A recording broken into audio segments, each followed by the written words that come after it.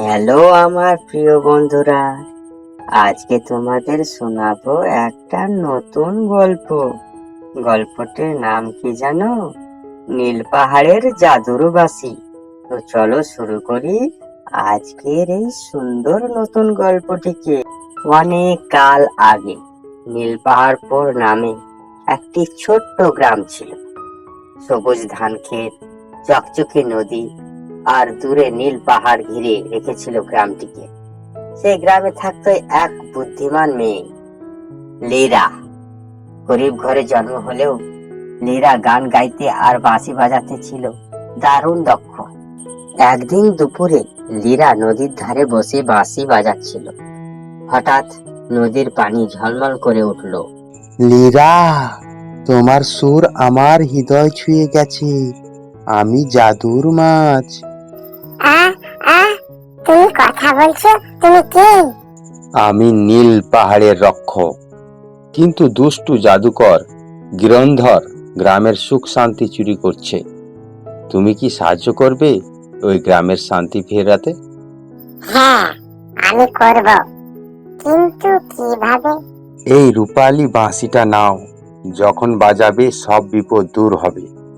তবে মনে রেখো, বাঁশি বাজাতে হবে কেবল অন্যের মঙ্গলের জন্য।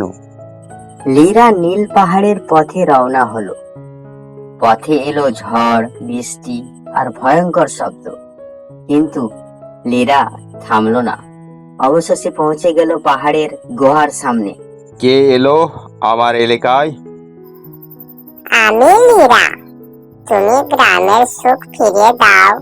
হা হা হা, আমাকে কেউ হারাতে পারবে না। ঠিক তখনই লীরা বাঁশি বাজালো। সুর এত মধুর ছিল যে বাতাস থেমে গেল। পাখিরা শুনতে লাগলো। গিরন্ধরের আগুনের লাঠি ধীরে ধীরে নীল আলোয় বদলে গেল, আর সে ধোঁয়ায় মতো মিলিয়ে গেল।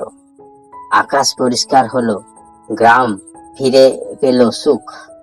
লীরা, তুমি প্রমাণ করেছো সাহস আর সুরের মিলই সবচেয়ে বড় জাদু। এই ঘটনার পর গ্রামবাসীরা খুব খুশি পেল। লীরাকে তারা নায়িকা বলে আখ্যা দিল।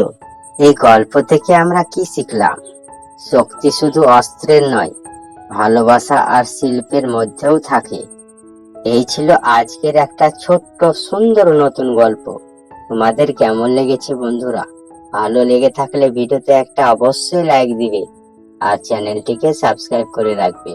ধন্যবাদ। পরের নতুন গল্পে আবার ফিরে আসছি।